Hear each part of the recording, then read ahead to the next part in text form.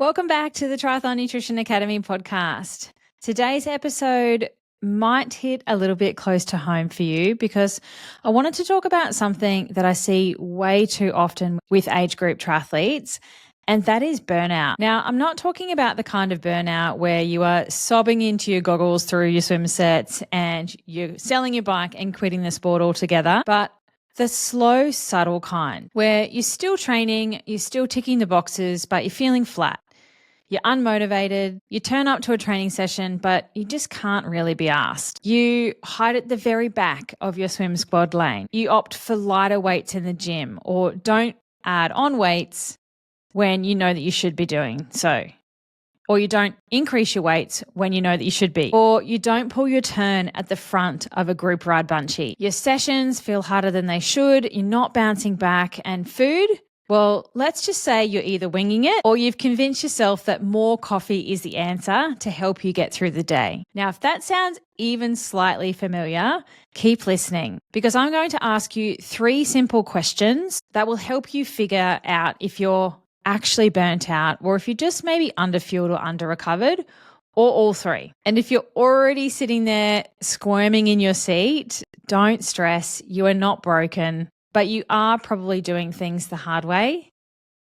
And that's exactly why I created the Triathlon Nutrition Kickstart course to help you stop winging it and start fueling properly. It is a short, self-paced online course designed to give you the foundations of nutrition that every triathlete needs.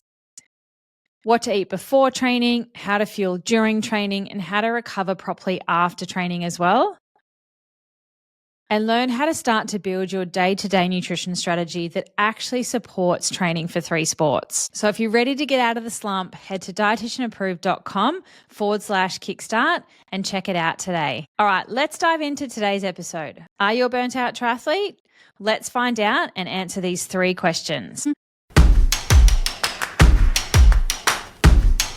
Okay, let's dive straight in with question 1. The question is, how often do you feel flat before and or during training? Now, feeling tired every now and then is normal, okay?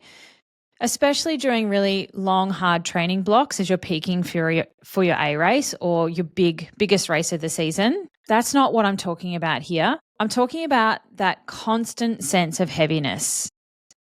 Like you are dragging your ass through every session. Your RPE or your rate of perceived exertion is really high, your motivation is low, and your splits are, let's just say, they're not your best. If you're always telling yourself, I'm just tired, or blaming the weather, or your work is too stressful and work's too busy at the moment, it might actually be time to look a little bit deeper than that because you shouldn't feel flat all the time. It's not a badge of honor that we need to wear or we should wear. It is a sign that something is off and you need to fix it. You might be overtrained and you might also be underfueled and under-recovered. Underfueling is very sneaky. You can be eating what you think is enough and still not meeting your needs, especially if you're training a lot and you're not actually paying attention to the timing and quality of your nutrition. When you're not fueling enough or recovering properly, then training stops feeling good.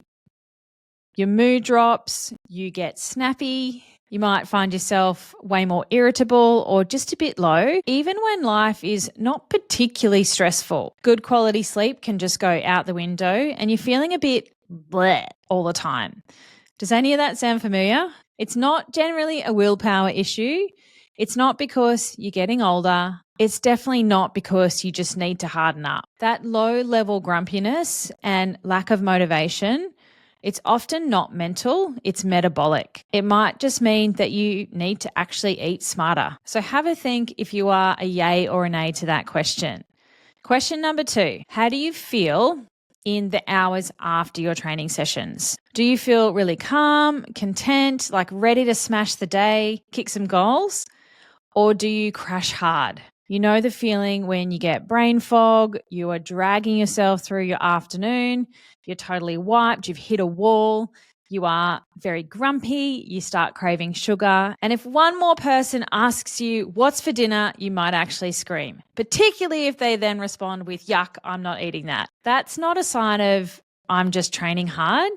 that's a sign that your recovery is off. And when this happens every week or multiple times a week, it really does start to wear you down. It can be hard to concentrate at work. You lose motivation to organize your food and your nutrition. You stop looking forward to training, and slowly burnout creeps in. If your post-session window is just filled with chaos and mayhem of packing lunches, getting kids to school, getting to work on time, getting logged on for that meeting, and your nutrition goes out the window, then either because you're just not hungry or you are eating whatever you can find and whatever you can get your hands on, or you go to a coffee shop after training for the social aspect and you just get a coffee with your training buddies thinking that you'll just organize nutrition for yourself when you get home or when you get to work. Then if any of those things are you, my friend, we need to have some words, because what you do after your training sessions is just as important as what you do in them. You've just emptied the tank. Hopefully you've given it your all. Hopefully you've done a really good quality session. And if you don't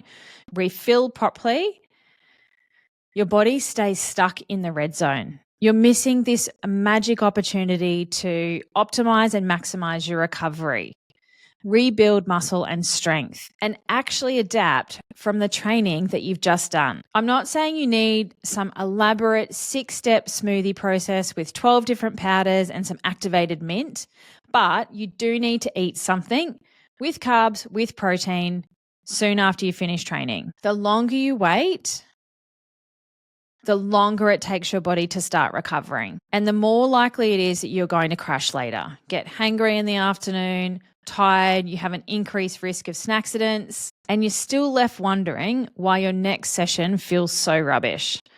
The kicker though, the punch in the guts, is that if your post-session window, your recovery window and the nutrition in there is off, it doesn't just impact that next session that you've got. It can mess up your entire week, your entire training block, and your entire season. So if winging it is your recovery nutrition strategy, it is definitely time for an upgrade. And this is one of the first key things that I fix for athletes in the Triathlon Nutrition Kickstart course and my Triathlon Nutrition Academy program.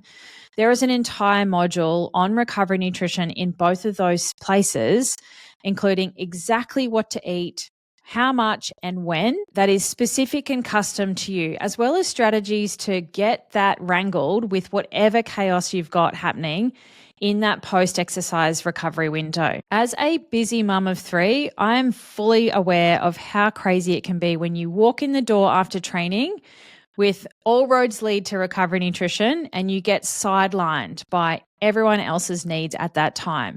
But you need to think about you and be selfish and do whatever you can to get that organized for you, because it is so important to your success as a triathlete. So if you are sick of feeling wrecked after every session and you are riding the burnout line and want to actually get your recovery nutrition sorted, and then first steps would be to go and check out the Kickstart course, dietitianapproved.com/kickstart. Now, my third and final question to decide if you are a burnt out triathlete is two-pronged. Do you feel like you are always hungry or never hungry at all? It goes both ways depending on what type of athlete you are, depending on what type of person you are, because neither end of that spectrum is a good sign. If you're constantly thinking about food, grazing all day, waiting for your next meal or snack, craving sugar, salty snacks, and maybe that fourth coffee, or maybe it's the opposite. You finish training and have absolutely no appetite whatsoever. You skip meals without actually meaning to because you're not worried about food, you're not thinking about food, you don't feel hungry for dinner, and then suddenly you've got a spoon of peanut butter in the jar before your heart rate's even back to resting. Both of those ends of the spectrums are red flags. They both tell me that your body is not getting what it needs and your hunger hormones are probably confused and sending out the wrong messages at the wrong times. That is what happens when you train hard without the right fueling and are burnt out. You override your appetite and your body's natural cues and signals, or your energy intake can be so mismatched to your needs that your body is just in panic mode, sending out cravings and utter chaos just to try and keep it up and re-regulate itself again. Now, that doesn't just mess with your energy levels. It messes with your hormones. your mood, your sleep, your recovery, your performance, and definitely your body composition too. This is one of the sneakiest symptoms of underfueling, and it's one of the things that I can help you fix inside the Triathlon Nutrition Kickstart course. Once you start fueling properly, your appetite actually makes more sense. You eat enough to support your training, and the cravings stop ruling the show. So if you're sick of feeling like you are constantly eating, constantly starving, or have no appetite to help support your nutrition, then it's definitely time to bring some balance back and re-regulate the system again. So how did you go with those 3 questions? Did one of those hit a little close to home? Or maybe 2 or 3 of them did? If you're nodding along thinking, yep, Taryn, that is me, trust me, you are not alone and you are not broken. I have seen hundreds of triathletes who are training hard. They're doing that part of their program as perfectly as they can.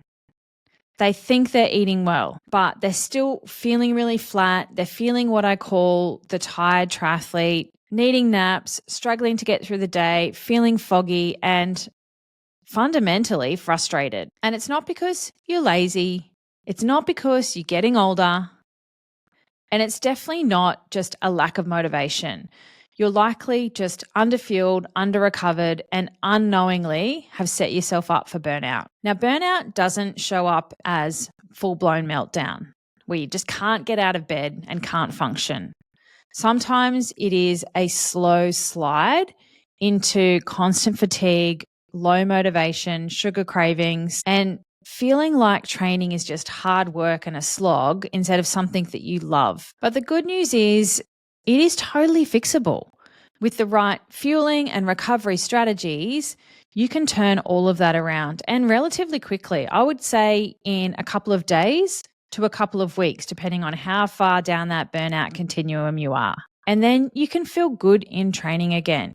You can get through your day and not need a nap. You don't have to argue with your partner all the time, or they annoy you because they can't put their dirty clothes in the dirty clothes basket. They just leave it next to it. They can't use the last bit of the toothpaste before opening a new one. They don't clean the coffee machine wand and leave coffee shit everywhere. Those little things do not matter. And if things like that are getting on your nerves, then something needs to change. So if this episode has maybe given you a little bit of a reality check, then I want you to take it as a gentle nudge. It might be time to stop winging it and start fueling like you mean it.